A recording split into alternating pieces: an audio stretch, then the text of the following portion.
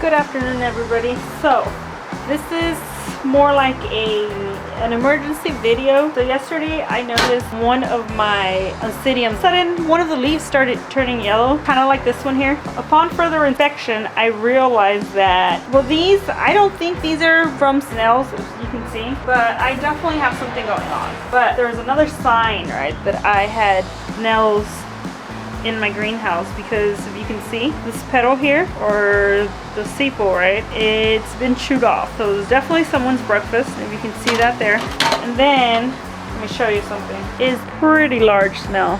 Oh, this makes me angry. These little creatures have been wreaking havoc in my greenhouse. See that? So now I have to pretty much go through all my orchids, which is a shame because look at this one. There's a sheath and there are blooms, 3 of them, and I don't want to lose them.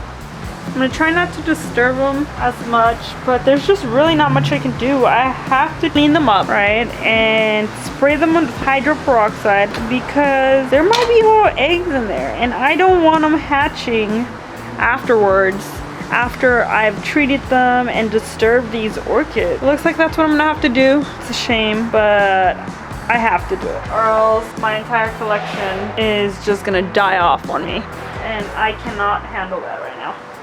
So the first thing I'm gonna do is I'm gonna move all my orchids out of the greenhouse, and I'm gonna wipe it down with Clorox. Then I'm gonna go ahead and sweep the ground, pick up all the media that I have, leaves, anything like that. I'm gonna try to keep it as clean as possible. That should keep the snails away. But I'm also gonna use this, so Sluggo, it's for snails, and the active ingredient on this is iron phosphate. So what I'm gonna do is that, well, on the inside all along, I'm gonna put a thin trail of the Sluggo, and hopefully that should keep the snails out of my greenhouse, but I'm gonna make sure to keep it as clean as possible. So what I'm gonna start off is moving all the orchids out.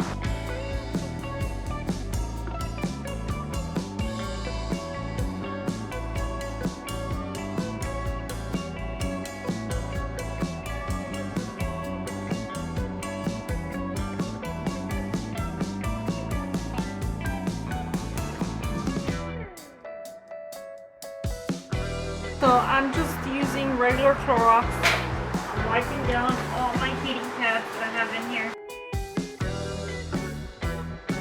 And I'm making sure all the shelves are wiped down.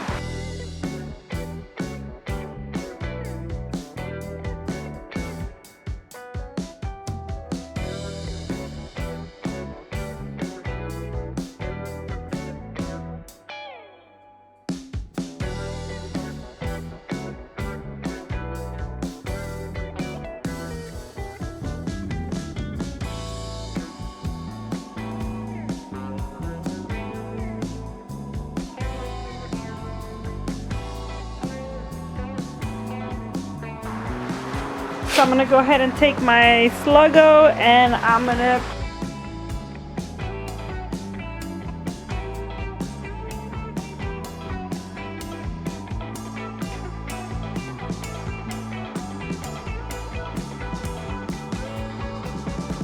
So as you can see, I might have overdone it on some of the areas, but it's okay, especially there, but it's okay.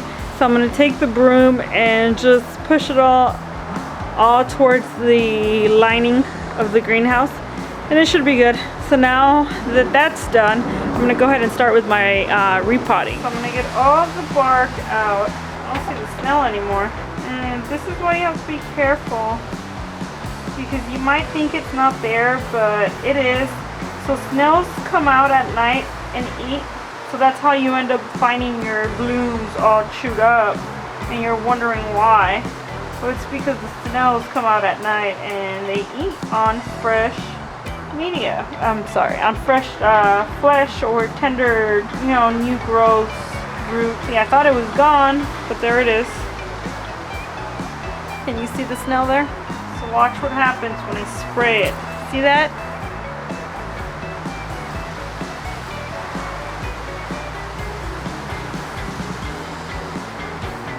trying to get away. So I'm gonna make sure I spray it pretty much everywhere I can. Like I said, I don't want to ruin the blooms or have them, you know, not open at all. So, kind of gross. There it is, off the orchid. You see it there? It's kind of foaming up, kind of gross. Anyway, so I'm gonna do the same. So this one here is the bit of sunshine, a bit of sunshine, and how it's foaming up on this part too.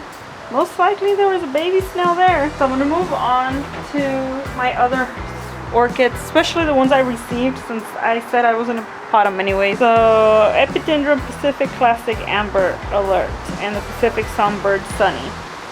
So this one looks good, but I don't want to risk, I don't always have this much time off, and I don't want to risk not repotting it or, you know, actually having snails in here down the road. And so actually this one looks good.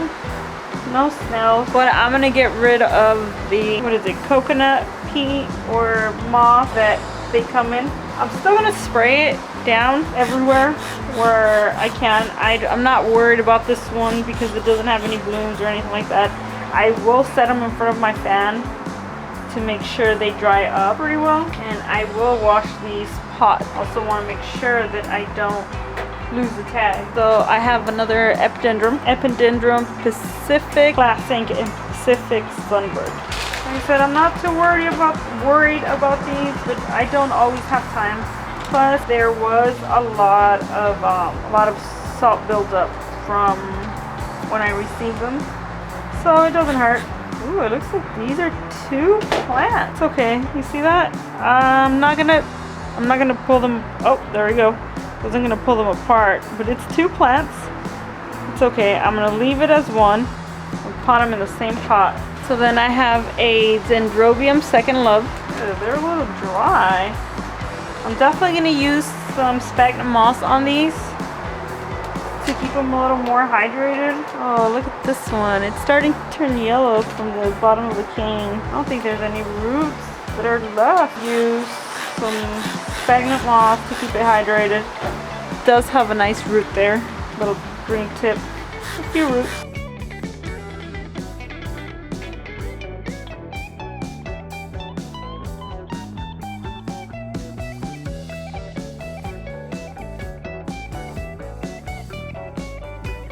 And you can tell if you have any snails in there, even if you don't see them, because like you saw with the other one, it's gonna start foaming up. It looks pretty disgusting. So I have enough on my tray right now. I don't want to mix the tags or anything like that. So what I'm gonna do, I'm gonna collect this.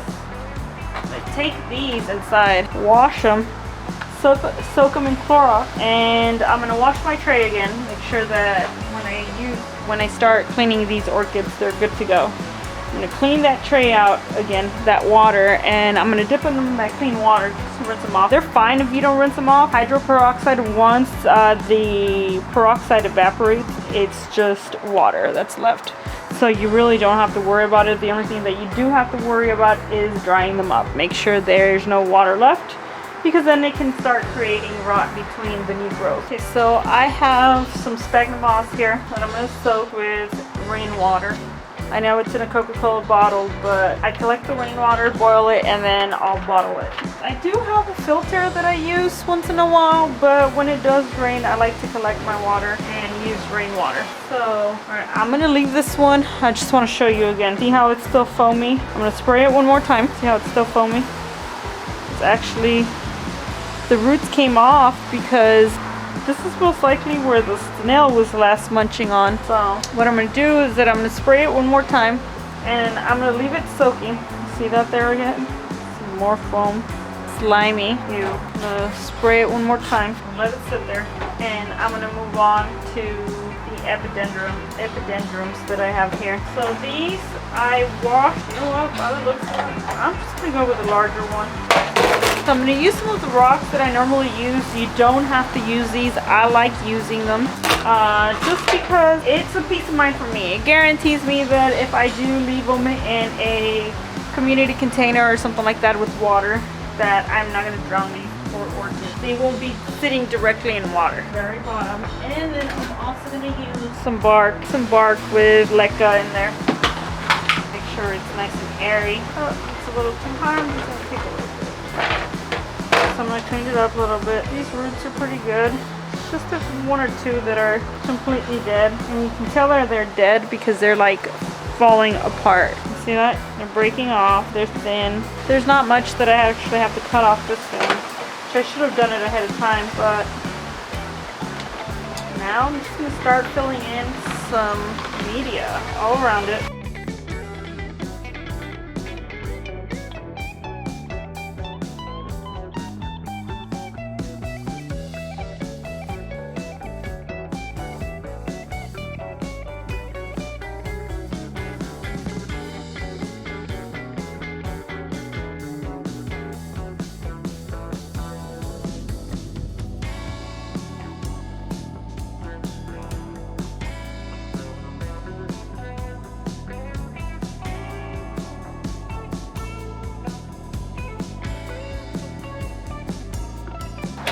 The two epidendrums, can you see? This one has a few dead roots. I didn't cut all the way, back them off.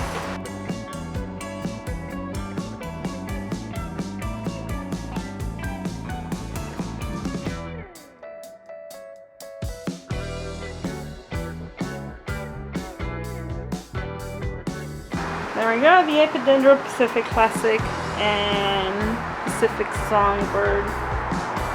So I have the Dendrobium Second Love. Using some alcohol to sanitize my shears.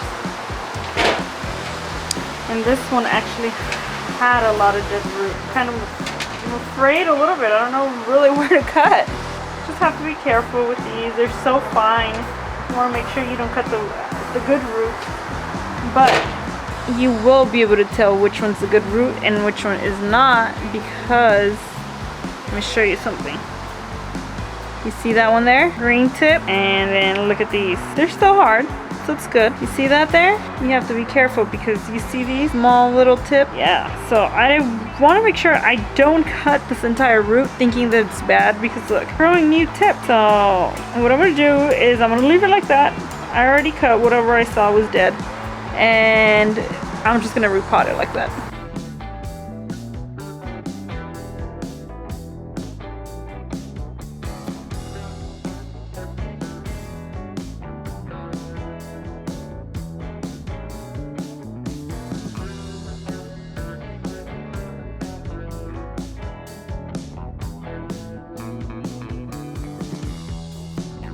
There you go. Dendrobium Second Love.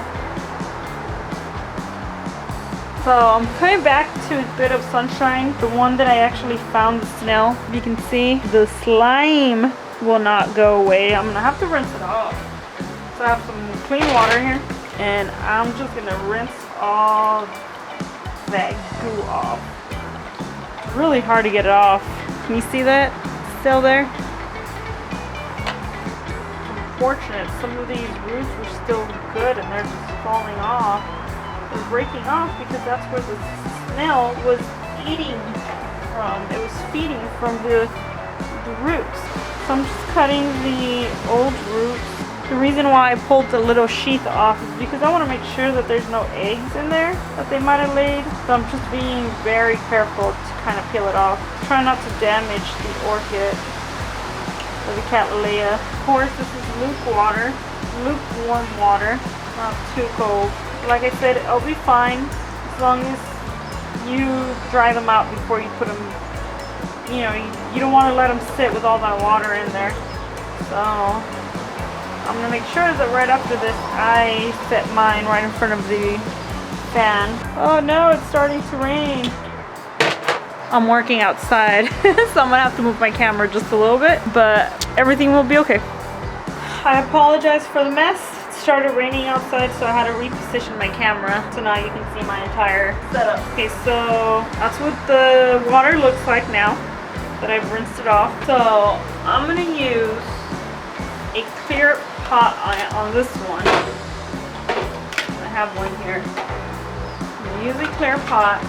Alright, I want to be able to see what's going on in here. I want to see if there's any stills.